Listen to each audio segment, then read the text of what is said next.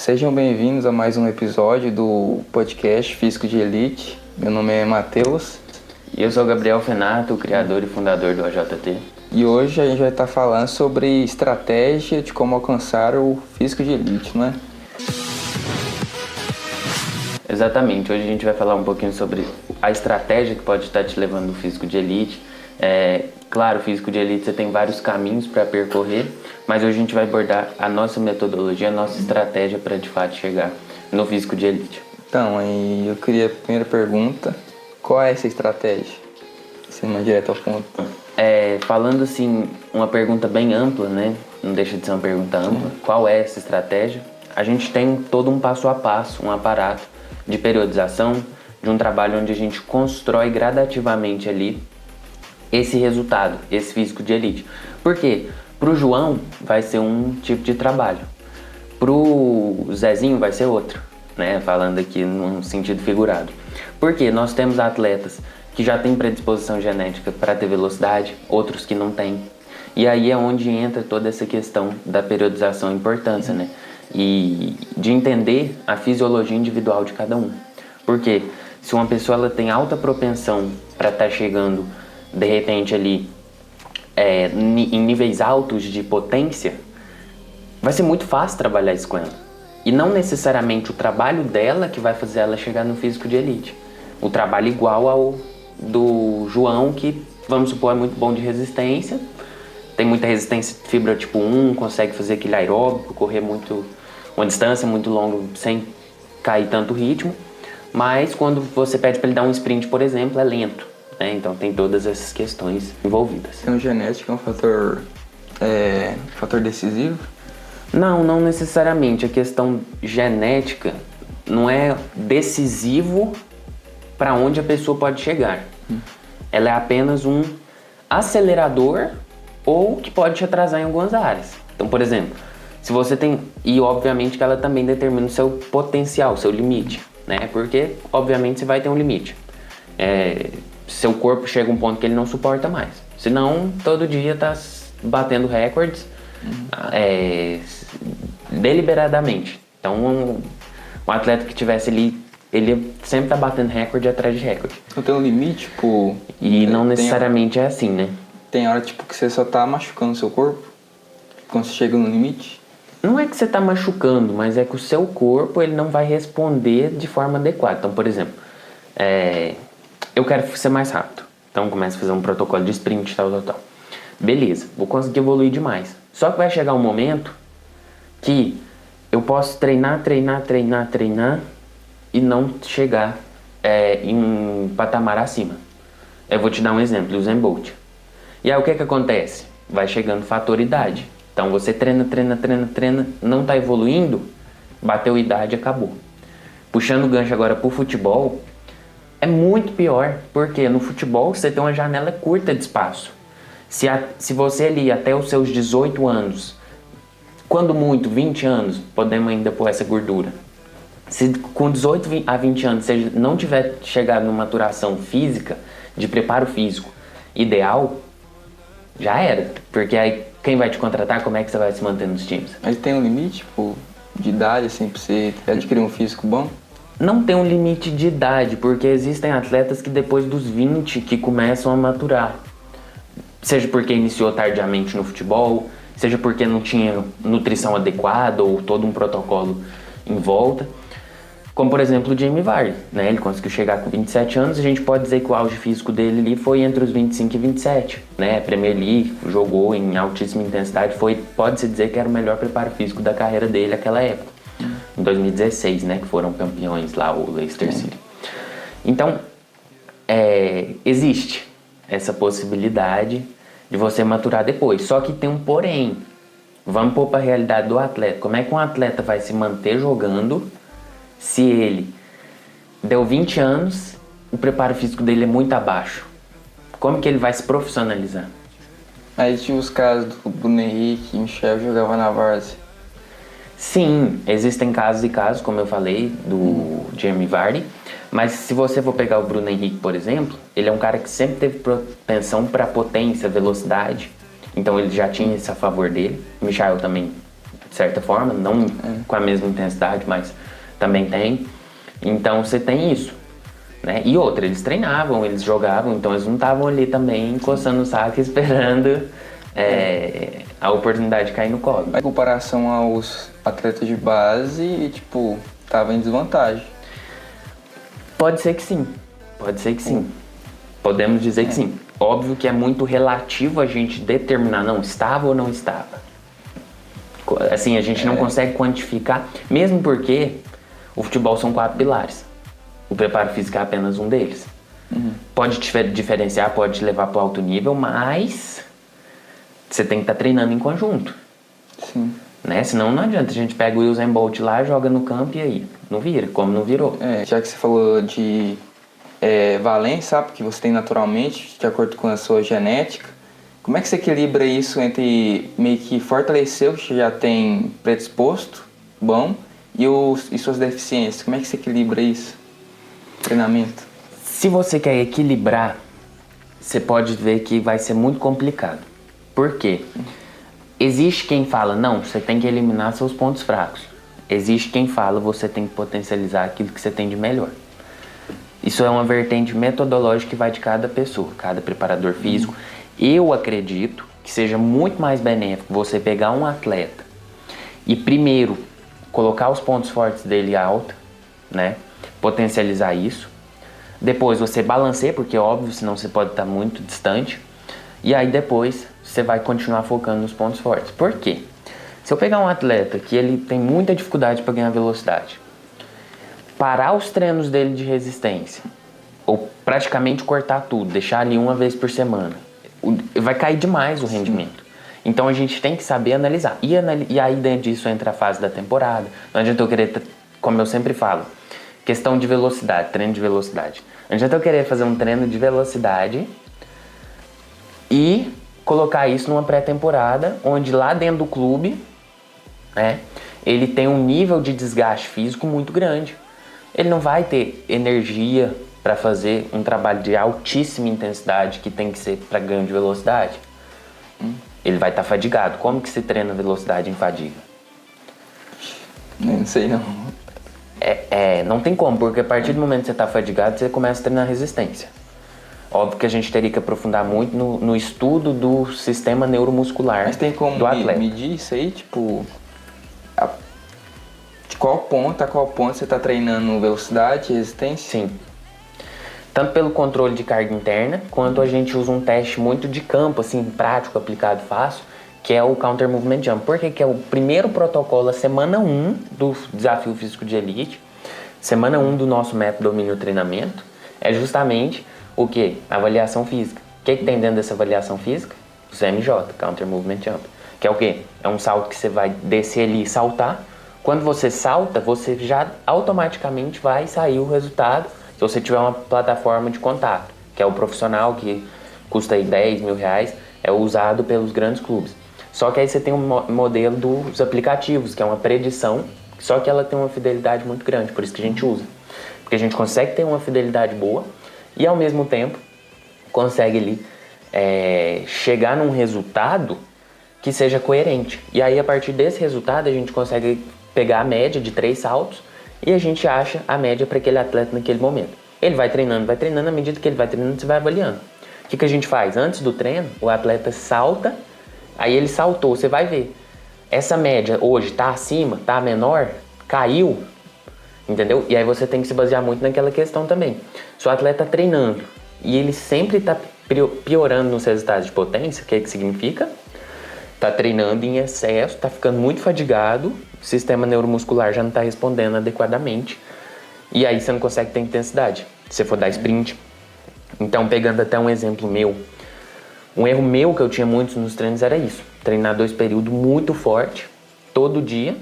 O que acontecia? Chega um momento, no início, você começa a treinar forte todo dia 2 vezes, você vai dar um pico, em questão de intensidade, né? Só que depois dali, ladeira abaixo. Você pensa que tá com intensidade, porque seu corpo tá sempre cansado, mas na verdade não. Você não tem intensidade. Você vai dar um sprint, é um sprint lento. Sua perna tá doendo, você tá cansado. E aí se você vai treino em cima de treino, você não consegue. Por isso que o ciclo do desempenho para qualquer atleta é treino, sono, alimentação. É descanso, né? Sim. Nossa. O descanso, ele pode-se dizer que tem uma parte que é fora, não é o sono, né? Porque você não vai dormir o tempo todo. Mas eu acho e eu penso que o sono é muito mais do que descanso. Porque também não adianta falar descanso, aí o atleta fica deitado ali assistindo Netflix até meia-noite e depois acorda 6 horas da manhã para ir para a escola, vamos supor, na realidade ali dos atletas mais de base e tal. O que adiantou? Você pegou, passou a ter ali um sono péssimo, mas você tá descansando. Então você tem que ter um pouco de cuidado com isso também. Então, tipo, acho que nos clubes, né, tem os descansos deles. Eu não sei muito assim, porque eu não acompanho, mas eu acho que é um negócio que eles fazem com banheiro gelado, algumas coisas assim, umas massagens lá dos fisioterapeutas. Sim, aí já são os protocolos de recuperação. A gente tem um módulo dentro do método Domínio Treinamento específico para falar sobre os modelos, o que funciona, o que tem validação na literatura científica. Tem muita coisa que não tem, mas a gente sabe que existe um bem-estar psicológico nos atletas. Eu vou te dar um exemplo. A banheira de gelo ela é muito usada já e tem muito atleta que se sente bem. Seja porque aí a gente teria que aprofundar no estudo, né? Para ver se ele é por causa de uma liberação de algum hormônio de prazer que está tendo, ou mesmo se existe um efeito fisiológico de melhora na musculatura, nos diversos sistemas do corpo, a gente teria que aprofundar. Aí já entra muito no campo da ciência, né? Que a gente foge um pouco do tema desse podcast. Mas assim, em geral, funciona muitas coisas, principalmente pela questão psicológica, né? E sono, alimentação certa, na minha opinião, já vai matar muita coisa. Num alto nível, não é suficiente só dormir, mas o sono ali, ele pega muito, né? Então, se você tiver um sono de qualidade, você já sana 90%. Aí fica aqueles 10% para fazer uma banheira de gelo, um rolinho de liberação miofascial, uma sessão completa de liberação miofascial, essas coisas mais... esse tipo de recuperação mais ativa ali que a gente tem, que é um pouco, como eu falo, muito controverso. Ainda não existe não, esse aqui funciona, esse aqui não funciona. Ainda tem muito debate. Então, e a estratégia que você fala, tipo, não vou dizer um atalho, mas é algo que pode acelerar, tipo, a evolução do atleta? Exatamente. O que a gente faz é duas coisas. Primeiro, acelerar. Só que não adianta você acelerar se você não tem conhecimento nenhum. Então imagina quem está ouvindo, provavelmente nunca ouviu falar dessas coisas que a gente está falando. E você tem um grande problema que é o quê? O atleta muitas vezes, ele treina errado, então o que adianta você acelerar na direção errada? Você vai estar treinando, você vai estar com a falsa sensação de evolução, mas no dia que você vai para um clube, vai dar um sprint lá, você é o mais devagar, você é o mais lento. Você vai no dia lá no clube, o cara põe a bola na frente, você não consegue acompanhar. Aí você tem que se perguntar, poxa, será que alguma coisa está errada? E aí é o que eu costumo dizer, não é só acelerar, mas é acelerar na direção correta. Entendendo, uma grande dificuldade que eu tenho com um atleta que realmente é atleta e quer evoluir, é ele entender a importância do sono e da alimentação. Porque o atleta que treina muito, que realmente é atleta, que gosta de chegar no próximo nível, ele começa a acelerar,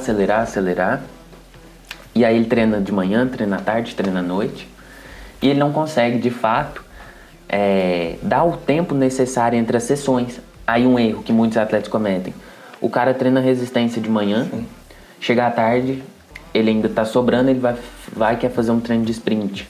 Ou o cara treina com bola de manhã e faz um treino com certa intensidade, chega à tarde, ele quer pegar e fazer um trabalho neuromuscular, que seria um treino de força, entendeu? Um treino de força explosiva, um treino balístico, tem vários treinos de força. E aí é onde mora o perigo, porque ele começa a achar que está evoluindo em intensidade, mas na verdade ele está com volume surreal, a intensidade dele vai lá no chão e ele começa a cada vez mais perpetuar. E aí a gente tem os 3 estágios do treinamento excessivo. Primeiro a gente tem o que chamamos de overreaching funcional, que é o quê? Toda vez que eu treino, então imagina aqui um gráfico. Sim. Eu treinei, eu dei um estímulo, certo? Então eu me fadiguei, então um gráfico para baixo. Aí eu vou, recupero, então eu volto mais ou menos na mesma linha ali. Depois eu dou um estímulo ainda mais intenso. Da próxima vez que eu vou treinar, eu vou conseguir fazer mais. Vou te dar um exemplo prático. Você foi na academia na segunda, treinou, membro superior. Vamos supor que você está começando agora. Aí você treina a semana toda, os outros dias você treina outras coisas. Quando chegar na segunda que vem, a tendência é que você já esteja melhor, ou pelo menos saindo mais inteiro daquele estímulo que você faça igual.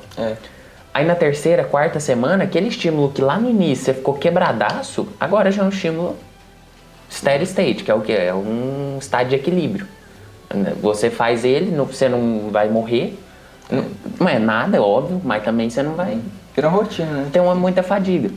Por quê? Porque você passou a ter o processo de overreaching funcional, na verdade, né? Que você evoluiu. O que é o não funcional? É o dia que você faz segunda, aí vamos supor que na quarta você já repete o estímulo, e na sexta também. Chegou na sexta, você já vai ter um desgaste muito grande. Você já não vai estar conseguindo pegar, mesmo que na teoria você teria que ter evoluído. Só que aí é a maior dificuldade, tanto dos preparadores físicos quanto dos atletas, é o quê? Conseguir chegar nesse estado de equilíbrio perfeito. É o quê? É entre eu não ficar longe demais de um estímulo para o outro, mas também não colocar aquele estímulo muito intenso e o tempo todo.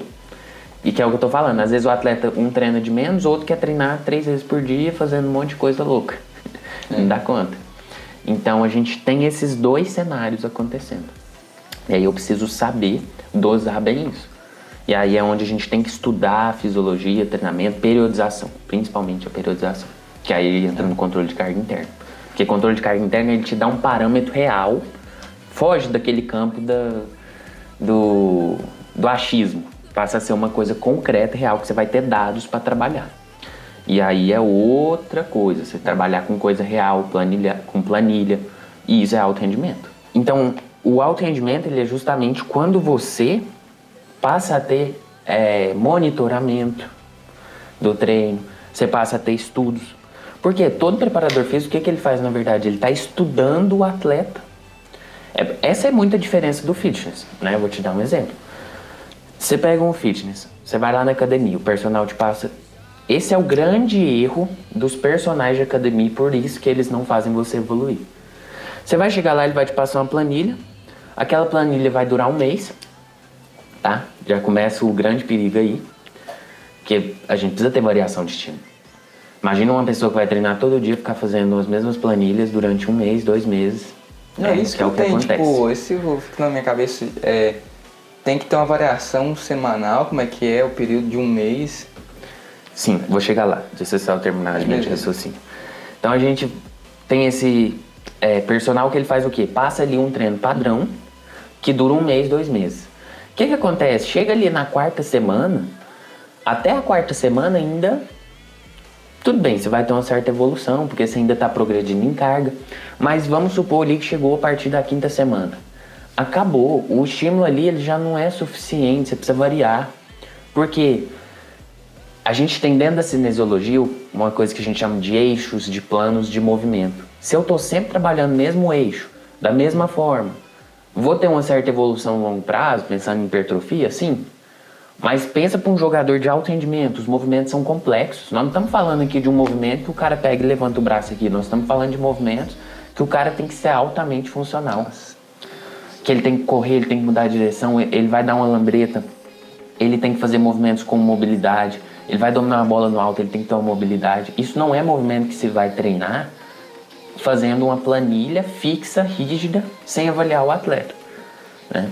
Então a gente tem que ter esse tipo de suporte e é por isso que o personal de academia não faz evoluir. Por quê? Você fica num estímulo monótono, sem controle, e aí é como eu estava dizendo, o preparador físico ele vai estudar o que esse atleta tem feito.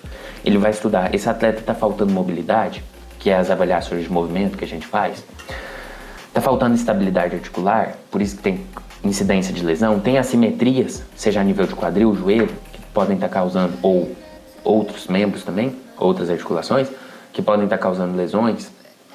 Quando ele executa o exercício, aí já entra mais na biomecânica. Ele está fazendo ali compensações de movimento. O torque, o que é torque? É basicamente a produção de força do exercício. Tá no ideal? Vou te dar um exemplo. Por que você agacha 90 graus e não simplesmente faz um agachamentinho aqui? Ou então não agacha até o final lá, até o máximo que sua articulação dá conta? Porque, tipo, não exige do músculo? Porque chega um certo ponto que você perde uma coisa que chama braço de torque, que é o braço de alavanca, que é o quê? É como se fosse assim, ó, você produz força até um limite. Depois, acabou. Então, por exemplo, se eu vier aqui até 90 graus, entre aspas, que na verdade é por volta de 110 graus, mas a gente diz popularmente 90 graus, chegou ali por volta de 110 graus, você já começa a ter o nível máximo de produção de força. Porque o torque, torque é igual a força vezes a distância. Ou seja, a distância entre a articulação ali que está sendo exigida e a musculatura que está produzindo essa força. Então, você vai ter ali esse torque. Se esse torque, quanto maior ele for, mais força você produz. E aí, por isso, chega um momento que a angulação já não produz o mesmo nível de torque. Enfim, isso aqui a gente avançou um pouquinho, entrou profundamente, mas só para você entender o que? Execução, avaliação de composição corporal, avaliação de movimento, avaliação física nas questões de desempenho, então em sprint, em mudança de direção. Porque eu posso ter um atleta que ele é muito rápido, mas na mudança de direção ele é lento. Eu tenho que entender exatamente o que está acontecendo. Outra, eu posso ter um atleta que é muito bom, e quanto mais treinado um atleta é, mais difícil é treinar ele. Por quê? A evolução é mínima. A evolução se torna cada vez mais difícil, cada vez mais custosa em relação ao nível de trabalho que você tem que ter, né? E vai ficando cada vez mais difícil, né? Para quem acha assim, o atleta de alto nível é fácil. É muito mais difícil do que um atleta iniciante treinar. É muito mais fácil eu pegar um cara que nunca treinou e falar, bora evoluir, do que pegar um cara que treina já pesado, correto, e que precisa achar algum ponto que tá faltando para ele evoluir. Então, isso que eu ia te perguntar, se tem um limite, um padrão assim, de evolução, como é que o atleta é o diferencial dele para chegar em outro nível? Tipo, na técnica, é no estudo, como é que é? Não, o atleta ele não pode perder tempo estudando o tempo todo. O que acontece? Ele tem que saber montar os treinos, tem que saber avaliar. Mas o atleta ele não pode ser único, exclusivamente dedicado a aprender sobre preparação física no seu ponto total, aprender profundamente. Ele tem que aprender o que é parte dele, que é o que a gente ensina no método. Mas passou um certo limite ali, se ele for estudar profundamente, ele vai se perder com muita coisa, porque aí tem muita informação distinta.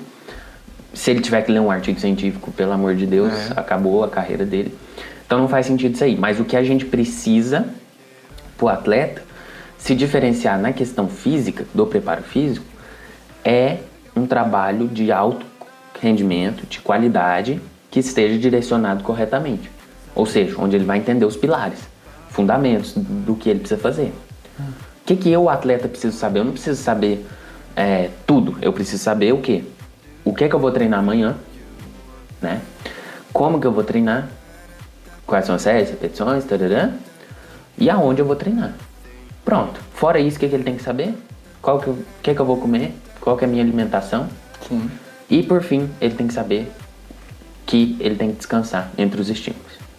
Então, fiz um estímulo 8 horas da manhã, não vou fazer um estímulo 10. Diferente ou similar ali, que seja extremamente fadigante. Se eu quero trabalhar questão que envolve neuromuscular, que é potência, velocidade, explosão, eu vou treinar de manhã e vou deixar para treinar o que é mais que gera mais fadiga, como resistência, esse tipo de coisa, à tarde. Porque é isso que o atleta precisa entender. E aí ele entende, eu tenho essa programação, a minha periodização é treino X, Y, Z, segunda é X, terça é Y, terça à tarde é outro, vou descansar entre os estímulos, e é isso que ele precisa saber. E aí o que ele precisa também complementar? Vou fazer uma liberação entre um treino e outro, vou fazer um alongamento, vou fazer tal coisa. E tudo isso a gente consegue através de avaliações. entendendo, esse atleta precisa mais disso ou não. Um atleta que precisa muito de mobilidade, adianta ele simplesmente fazer mobilidade uma vez por semana? Então é aí que a gente tira. E a gente não pode pegar um indivíduo que é altamente diferente, né? Cada um tem suas particularidades, e pegar esse indivíduo e falar, não, o seu treino é uma planilha aqui pronta, pode fazer, você vai evoluir demais, né? Que é um grande erro. A gente tem muito isso. E aí o atleta, ele não entende os fundamentos, ele não entende o que faz ele evoluir, né? Então ele fica perdido por causa disso, porque ele não entende as bases, os pilares que fazem ele evoluir. Então, muitas vezes esse é o grande problema que a gente tem na preparação física. E o fator também, pra mim, é o mental, pô. Você vê tantos caras que tem talento, desperdiçando. Tipo, não tem muito a ver com o tema, assim, mas é um fator que dá pra evoluir também. Sim, aí entra dentro dos 4 pilares, que é o que eu já falei. Como até você falou, questão de ponto forte, ponto fraco. Se eu tenho um pilar de preparo físico, se eu tenho um pilar mental, um pilar mental / emocional, né? Não deixa de ser. Quem é da área poderia dizer se é a mesma coisa ou não, mas vamos pôr assim de uma forma generalista, né? A gente tem a técnica e a gente tem a tática. Adianta só preparo físico? Não. Adianta só técnica? Não. Só que eu tenho que entender o quê? O que vai me diferenciar em campo, né? E eu falo hoje firmemente, o que diferencia atletas nas categorias de base é preparo físico, tá? E a técnica? Eu vou chegar lá. É o preparo físico. Só que, óbvio, existe um limite tênue. Eu tô falando o que destaca mais. Não quer dizer que a técnica não seja importante, tá? Esse é o grande erro de interpretação. Dentro falar, então é só pra... Não. Eu tenho que estar treinando tudo, mesmo porque não existe treino físico sem técnica dentro de um treinamento de futebol. Não existe. Existem sessões, sim, por exemplo, vou pra academia, eu não vou ficar chutando a bola lá dentro. Mas a maior parte dos dias, todos os dias, você vai treinar técnica. Não existe... eu falo isso muito pros atletas que eu tenho também no presencial. Tava até conversando com um menino que chama Samuel semana passada. Falei pra ele, perguntei se tinha bola, disse que não tinha. Aí falei pra ele, pega uma bolinha de tênis e faz todos os dias. Pega a bolinha e usa todos os dias, faz uma embaixadinha. 20, 100, 200, 500, ficou fácil, começa a fazer com zerinho, tenta fazer zerinho, faz com a bolinha de tênis pra ficar mais difícil. Porque não existe treino de futebol, de preparo físico, sem ter técnica. Só que o que diferencia, eu vou chegar lá nesse sentido. Eu tenho 2 atletas. Os 2 jogam futebol. Os 2 são bons em futebol. Os 2 têm uma técnica. Um é um pouco melhor em alguma coisa, ou outra sempre, né? Não tem como todo mundo ser igual. Mas os 2 são relativamente bem tecnicamente. Então tem um domínio legal, passe e tal. Tudo ali consegue fazer com qualidade, com eficiência. O que diferencia esses 2 atletas na hora de um avaliador escolher hoje? Pode ser posicionamento? Pode. Dependendo da posição, né? Sim, pode ser. Os 2 é lateral, mas pode ser uma questão de posicionamento. Um sabe fechar por dentro, outro não sabe. Outro, a bola tá por fora, o zagueiro foi e ele continua correndo por fora. Isso aí, para quem entende mais de tática, entendeu o que eu tô falando. Quem não conseguiu gravar, é isso. Mas, o fato é, esses 2 atletas têm uma técnica semelhante. Tática pode diferenciar? Sim. Mas será que é tanto assim? Só a gente pensando em categoria de base, 12 anos, 13 anos, um atleta ali que tá nessa transição ainda, a tática ali ainda é muito, muito crua, ainda não é um trabalho assim, de alto rendimento que você vai analisar cada linha, cada sistema, cada formação, cada movimentação, padrões de movimentação de jogo, aquelas coisas todas. Eu duvido dizer que mesmo porque vamos pensar numa peneira, num teste, 99% ali não tem uma base tática de alto rendimento. Não tem. O que tem são posicionamentos que vão ensinando mais aquela coisa mais básica. Então, será que é a tática que vai diferenciar? Eu penso que não, tá? Ou pelo menos assim, é fator também, mas não é primordial. Técnica, como eu falei, os 2 estão bem alinhados. E a técnica, os 2 fazem bem. Óbvio, às vezes um tem mais facilidade no drible, outros menos, mas é uma qualidade técnica boa, né, para se jogar futebol. E eu tenho um atleta, beleza, posso ter um desregulado emocionalmente, mas se os dois têm uma emoção, um controle emocional parecido, ou pelo menos controlado, eu não acredito que é isso que vai fazer tanta diferença. Mesmo porque se a gente for olhar o cenário do futebol mundial, existem atletas que toda a vida deram problema de indisciplina ou de ser mais brigão e que isso não impediu eles de serem profissionais. Vamos ser bem sinceros. Eu não tô dizendo que é certo, que é errado, mas eu tô dizendo assim, não foi isso que mudou o fato deles chegarem ou não. Mesmo porque o futebol é altamente competitivo. Então, um atleta que não é competitivo, não briga, não tem vontade de vencer, não tem tesão ali de fazer acontecer, eu não acredito que esse atleta vai chegar realmente no futebol profissional, se ele não tem vontade de entrar em campo e jogar pesado ali, né? Mas tudo bem. E aí, por fim, questão do preparo físico. Aqui existe um nível de abismo muito grande. Eu posso ter um atleta muito mais rápido, eu posso ter outro que é muito mais resistente. E aí dentro de resistência, eu não tenho só um atleta que é resistente, eu posso ter um atleta que consegue dar o sprint lá no fundo e voltar no trote, como eu posso ter aquele atleta que ele não para, ele está o tempo todo movimentando. Ele, que é alguma característica volante. Ele vai lá na frente, volta. Até por isso que as posições estão muito relacionadas à questão das valências físicas. Então não adianta eu falar, sou lateral, vou ficar treinando resistência aeróbica. Importante mas é só isso. Não, precisa ter um limiar aeróbico bom, mas precisa também ter um alático muito bom, que é o quê? Velocidade. Sim. Que é conseguir ir lá na frente e voltar forte. Porque senão esse atleta ele não vai chegar no fundo porque vai estar morto. Ou ele até vai chegar, só que vai ser aquele atleta muito lento. Aí na hora de marcar, na hora de ter que marcar ali curto, que precisa de agilidade, velocidade ali para mudar de direção, não vai dar conta. Então, a posição está muito ligada ao preparo físico. E como eu tô falando, preparo físico existe muitas áreas de desenvolvimento. Por isso que eu acredito que nas categorias de base, o preparo físico é muito determinante. Se eu fosse falar agora já do altíssimo rendimento, que é o jogador profissional, eu já não acredito tanto que o preparo físico seja tão determinante assim, porque existe muito jogo tático.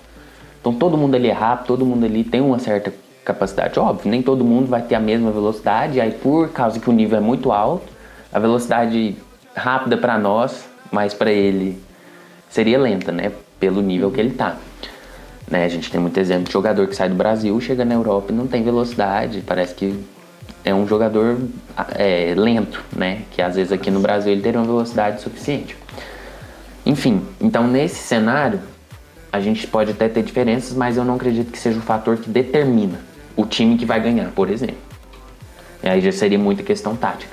Tanto que hoje, se a gente for olhar, todo o altíssimo rendimento ele é voltado para a periodização tática, que é um conceito que Guardiola usa e vários outros treinadores usam hoje, que é o quê? Você treina não preparo físico, não porque antigamente se tinha muita visão do preparo físico, se treinar em cima do preparo físico. Hoje já se vê que treinar em cima da tática. Então eu vou fazer um treino físico, eu vou ter que encaixar isso dentro de um jogo reduzido. Só que isso é profissional. Ou um sub-20, eu acho que pode até entrar, se for de alto rendimento mesmo, né? Não adianta falar um projeto social em sub-20.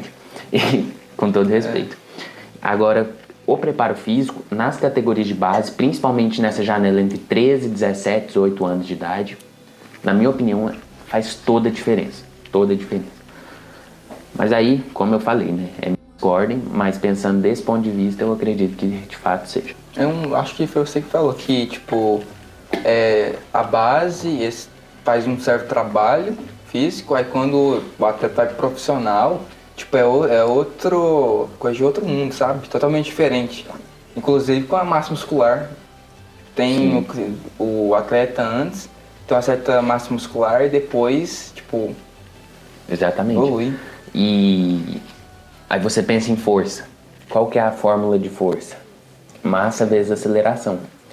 Então, se esse atleta tem mais massa, ele aumentou o potencial de força. Se ele aumentou o potencial de força, ele aumentou o potencial de velocidade. Se ele aumentou o potencial de velocidade, ele é um atleta muito potente. Tem muita potência. Se ele tem muita potência, ele vai ser um atleta explosivo, rápido, muda de direção, forte. E ele vai ter muito mais rendimento. Vai ganhar divididas, né? Aí não quer dizer que ele vai ser resistente. Aí faltaria esse pilar. Mas nos outros pontos, ele estaria muito bem de valência física.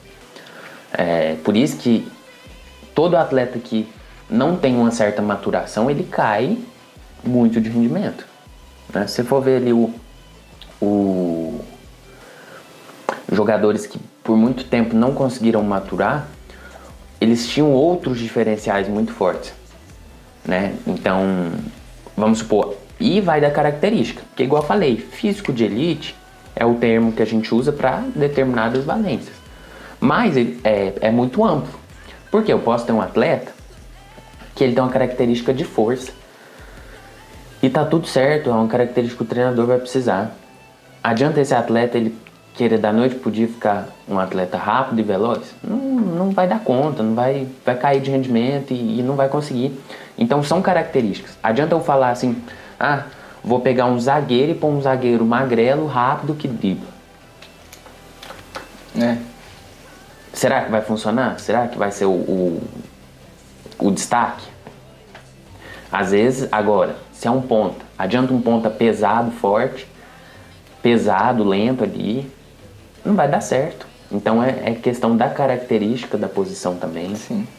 Então, por isso que eu falo, não existe uma fórmula mágica, não existe Negócio engessado, né? uma coisa engessada, exatamente, coisa rígida ali, que é isso e pronto. Não. Agora, o que a gente faz no físico de elite? A gente pega e põe esse atleta num patamar de desenvolvimento alto, onde ele consegue nos 3 pilares, que é força, velocidade e resistência, as 3 valências físicas determinantes, ter um nível ali de alto rendimento, né? Se ele tiver nessas 3 valências físicas esse rendimento, ele consegue chegar em qualquer clube, jogar bem, consegue... É isso que faz a diferença. São as 3 valências físicas no nível bom. A partir dali, quando ele vai para o altíssimo rendimento, aí o trabalho dele já é outro trabalho. Tanto que depois do método domínio do treinamento, você não morre. Você não faz o método e acabou. Agora, meu Deus. Você continua tendo acompanhamento, só que aí você tem que ter um acompanhamento individual, com a pessoa te avaliando todo dia, te acompanhando passo a passo em cada etapa da jornada. E aí já é o atleta do altíssimo rendimento, que a gente fala que são os nossos atletas de altíssimo rendimento AJT, que são os atletas que realmente vão para o próximo nível, né? Então, é basicamente isso. Como a gente falou, a estratégia que vai te levar, agora fazendo uma síntese, né?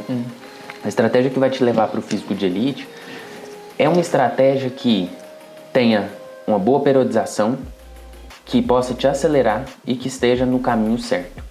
E que vai trabalhar nas 3 valências físicas, força, resistência e velocidade. A potência é quando você soma velocidade e força. Se você for bom em força e velocidade, você consequentemente vai ter muita potência. E sempre respeitando o pilar fundamental do treinamento, que é sono, alimentação e treinamento de qualidade. Suplementação também ajuda? A suplementação, ela entra na alimentação, complementando a alimentação, e ela pode estar acelerando sua recuperação, então entraria aí na parte do descanso. Só, tipo, um comentário assim, hoje eu tava vendo um podcast, sabe, do Renato Cariani, ele meio que zoando o jogador de futebol, porque lá pros 35 já tá acabando a carreira, dependendo, né? E ele falando que os bodybuilders lá tem até 60, 70 anos. Aí eu vi um comentário lá falando assim, claro, os caras só ficam lá parados, estático. Futebol é um negócio muito complexo, sabe? E o cara fica correndo. Sim, o que acontece com o jogador de futebol? O problema não Primeiro, eu acho que cada vez mais a tendência é, cada vez mais com estudo, com qualidade, a gente vai conseguir ter padrões de movimento melhores, a gente vai conseguir alongar as carreiras dos atletas. Tanto que hoje Cristiano Ronaldo, Messi, conseguiram subir muito isso daí. Que se a gente fosse pegar um tempo atrás, com 30 anos, o atleta já estava praticamente ali... 32 anos, vários atletas que eu conheço assim, que aposentou com 32, 33 anos porque não tinha condição física de jogar. A articulação não aguentava, muita dor. Por quê? A gente tinha muito problema também de padrão de movimento errado, atleta que começou ali jogando de qualquer jeito. A ciência vem entrando no futebol muito lento ainda, né? Porque existe todo esse empirismo de ficar repetindo fórmulas do passado. E tem muita gente que não aceita, né? Você fazer avaliação, tem gente que acha que não, é ir pro campo, o pau no atleta e vambora. E aquela coisa bem rústica. Que funciona, é importante, tem que ter o trabalho, não tô falando que é um trabalho fácil, morno, aí o atleta tá lá devagarzinho, tá lá, é isso mesmo. Pelo menos já tem um mental, né, de querer. Sim, mas você precisa entender que um bodybuilder, ele faz exercícios isolados. Sim. E outra, essa aí de falar que se mantém até 60 anos é bem relativo, porque a intensidade de um atleta de 60 anos já é outra. Porque com 60 anos, para você manter um nível de massa muscular é muito difícil. Custa muito caro. Muito dinheiro mesmo. Então assim, é muito, muito complicado, muito difícil. E é 0,1% também. E o futebol tem atletas que se mantêm muito depois. Pega o Zé Roberto mesmo, é um cara que até hoje se mantém bem fisicamente. Só que você tem que entender que o quê? O alto rendimento do futebol não tem espaço. E o futebol ele é muito voltado para o alto rendimento. Então é uma questão de mercado. Sim. Né? Um atleta com essa idade, ele já fez o nome dele ou já não fez, e ele vai seguir para outra. O mercado já não quer esse atleta mais. Não é uma questão só de conseguir ou não conseguir. Porque às vezes um atleta igual o Zé Roberto, ele vai jogar, talvez ele conseguisse jogar, só que no nível baixo. Agora não existe isso muito no futebol. Porque se o cara tem 35 anos e ele já caiu, já tá caindo, o que eu vou fazer? Eu prefiro pegar um moleque novo e vambora. E isso é muito bom. É muito bom, porque dá espaço para novos atletas, dá espaço para crescimento, para a geração que vem surgindo conseguir ter resultados. Pega o atletismo, por exemplo. O Usain Bolt, eu não sei a idade dele, mas não é muito velho assim não, e já parou, né? Eu vi que nas últimas corridas dele já tava tendo problema de lesão. Então, porque um atleta que treina em altíssima intensidade é outra coisa. E aí eu não tô dizendo que o de bodybuilder não treina em alta intensidade, mas são estímulos diferentes, é totalmente diferente. É uma comparação, assim, polêmica para poder criar ali engajamento, vamos ser bem sinceros. Porque não tem, é muito distinto, é muito complicado você comparar uma coisa com a outra. Mas você já me disse, né, que onde tá conversando com você sobre o esporte. Eu falei pra você que, tipo, o ponto do esporte é a saúde, sabe? E esse negócio de alto rendimento acaba com a pessoa, tipo, principalmente do bodybuilder que usa o suco, sabe? Sim, como eu tô dizendo, tem atletas que se conservam, você tem o Cristiano Ronaldo, que até hoje ele tem saúde, ele vai se aposentar bem, se ele quisesse continuar jogando ele poderia, só que como eu falo, acaba espaço de mercado, o cara também já não...